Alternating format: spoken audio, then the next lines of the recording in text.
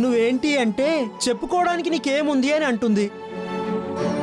చరణ్కు తమ్ముడు అంటే తెలుస్తుంది, సుమలత గారి కొడుకు అంటే తెలుస్తుంది, చంటి అంటే ఎవరంటే ఏం తెలుస్తుంది, నీకంటూ ఏ గుర్తింపు లేదు అని అంటుంది వదినా.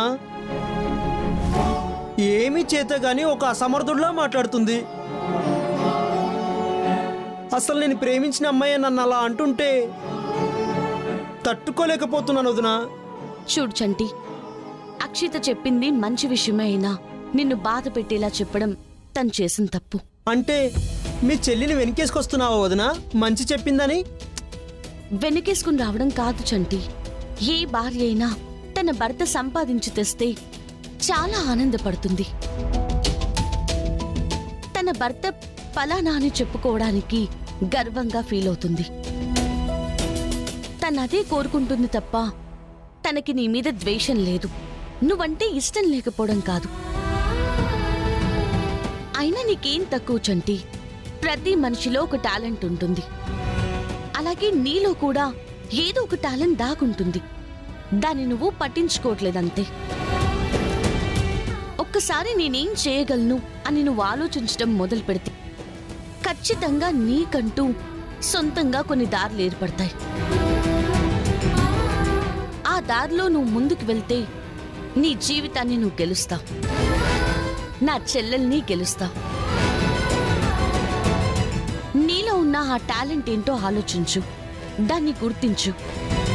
అలా నువ్వేదో ఒకటి సాధించిన రోజున అక్షితానే నీకు దగ్గర అవుతుంది. ఇది మీ ఇద్దరి కోసమే చెప్తున్నాను. నా చెల్లెలు ఎక్కువ అని చెప్పట్లేదు, నువ్వు తక్కువ అని చెప్పట్లేదు. ఆలోచించు.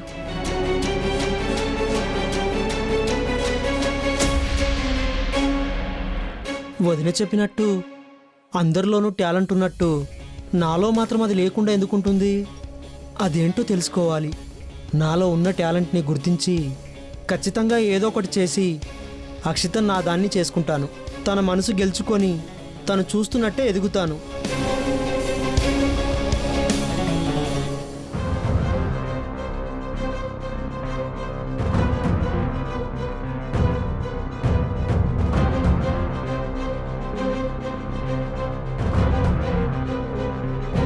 అమ్మేమో నాకు జాతకంలో ఏదో గండ ఉందని చెప్పి పల్లవినిచ్చి చేస్తే అది పోతుందని నాకిచ్చి పెళ్లి చేసింది. ఇప్పుడు చూస్తే పులిహార అయిపోయింది. ఇదేమో నాకు మొగుడులాగా తగులుకుంది. ఎలా వదిలించుకోవాలి పల్లవిని?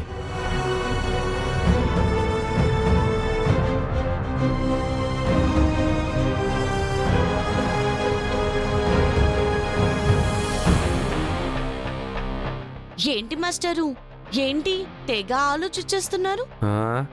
నీ గురించే. అవునా? ఏంటి? నిన్ను ఎలా వదిలించుకుందామా అని ఆలోచిస్తున్నాను. ఏంటి, నన్ను వదిలించుకుంటావా? అవును, ఏమైనా ఐడియా చెప్పచ్చుగా? హలో, నన్ను తగిలించుకున్నంత ఈజీ కాదు వదిలించుకోవడం. ఏంటి తెగరెచ్చిపోతున్నావు? నువ్వేమన్నా పుడింగివా, పిస్తావా, వస్తాదువా? నేను తలుచుకుంటే చిటికలో వదిలించుకుంటాను నిన్ను. అవునా? ఎలాగా? ఎలా ఏముంది, క్లాసులో ఇప్పుడు ఎవ్వరూ లేరు. నీ కాళ్ళు చేతులు విరిచేసి గోను సంచిలో మూట కట్టి ఈ రైల్వే ట్రాక్ మీద పడేస్తాను. కాళ్ళు చేతులు విరిచేస్తావా? గోను సంచిలో పడేసి రైలు పెట్టెల మీద పడేస్తావా? ఎస్. గట్టిగా మాట్లాడితే ఇంకా 2-3 ప్లాన్లు కూడా ఉన్నాయి నా దగ్గర. అమ్మో, భయమేస్తుందండి. మీలో ఇంత క్రిమినల్ మైండ్ ఉందని అస్సలు అనుకోలేదు. పైకి ఇలా కనపడుతున్నాను గాని అసలు నా బ్రెయిన్ అంతా క్రిమినల్ బ్రెయినేనే. ఆ విషయం నీకు తెలీదు. తెలియకపోవడం ఏం లేదండి.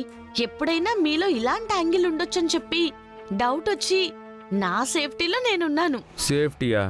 ఏం సేఫ్టీ మెథడ్స్ తీసుకున్నావు అమ్మా?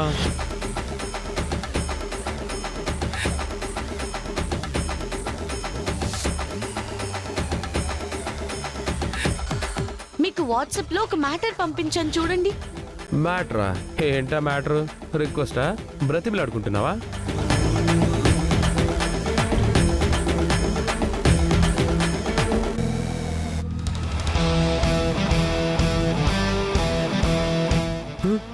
ఏంటే ఇది?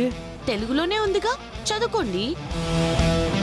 చరణ్ అనే నేను నా భార్య అయిన పల్లవిని ప్రేమించి పెళ్లి చేసుకున్నాను. కాకపోతే కొన్ని కారణాల వల్ల ఇద్దరి మధ్య చిన్న చిన్న డిస్టర్బెన్సెస్ ఉన్న మాట వాస్తవం. ఇన్ కేసు ఎప్పుడైనా ఫ్యూచర్లో తన వేలికి చిన్న గాయమైనా, తనకేదైనా ప్రమాదం జరిగినా ఆ రెండిటికి పూర్తి రెస్పాన్సిబిలిటీ నాదే. ఏం జరిగినా సరే నన్ను ఉరి తీయచ్చు అని హామీ ఇస్తూ మనస్ఫూర్తిగా ఈ లెటర్ రాస్తున్నాను అని చెప్పి కింద నీ సంతకం. ఏయ్, ఏంటి ఈ లెటర్? అది నా సంతకం ఎలా వచ్చింది? ఆ ఒక టైంలో పెట్టావులే. ఎప్పుడు? అప్పుడు ఒకసారి నీ సంతకం కోడి గెలికినట్టుంటుందని రెచ్చగొడితే పెట్టావు కదా, అదే ఆ సంతకం పైన బ్యాలెన్స్ మ్యాటర్ నేను ఫిల్ చేసుకున్నాను. దొంగ మొహం దానా, రెచ్చగొట్టి సంతకం పెట్టించావా? ఆ లేకపోతే బతిమాలితే పెడతావా ఏంటి నువ్వు? ఏవండి విరగొట్టు చేతులు, గోన సంచులో పెట్టేసి పట్టాల మీద పడేసి. నిన్ను పట్టాల మీద పడేస్తే నన్ను తీసుకెళ్లి ఉరికమ్మ మీద పడేస్తారు. అమ్మ తల్లి, నువ్వు మామూలు దానివి కాదే. నీ హెడ్కి ఒక నమస్కారం. ప్రామిస్ చేసి చెప్తున్నాను, నీకు ఎలాంటి కష్టం కలిగించను. నిన్ను చిన్న మాట కూడా అన్ను. నీ ఒంటికి చిన్న గాయం అయితే అది నా గుండెల్లో గుణపం గుచ్చుకున్నట్టే. నీ పాదాలు కూడా కందకుండా నీ అడుగులకి మడుగులొత్తుతాను. నిన్ను కాశ్మీరీ శాలువాల మీద నడిపిస్తాను.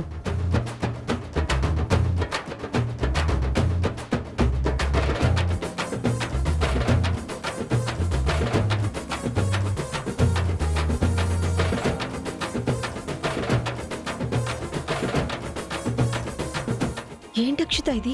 చరణ్ ఏంటి ఇలా మాట్లాడుతున్నాడు? నువ్వేం టెన్షన్ పడకు. ఆ పల్లవి ఏదో బ్లాక్మెయిల్ చేసుంటుంది. బ్లాక్మెయిల్ చేయడం కాదు, టోటల్ గా గ్రిప్ లోకి తీసేసుకుంది. రేపటి నుంచి ఇప్పుడు చెప్పినట్టు చరణ్ ఫాలో అయ్యాడంటే ఆ దరిద్రం చూడలేక చావాలి మనం. ఆ పల్లవి బాగా ఓవర్ చేస్తుంది. ఇప్పుడు చరణ్ని బ్లాక్మెయిల్ చేసి టోటల్గా చరణ్ని తన వైపుకి తిప్పేసుకునేలా ఉంది. ఇంక దాన్ని బేర్ చేయాల్సిన అవసరం లేదు. ఖచ్చితంగా ఈ రోజే దానికి చర్మగీతం పాడేద్దాం.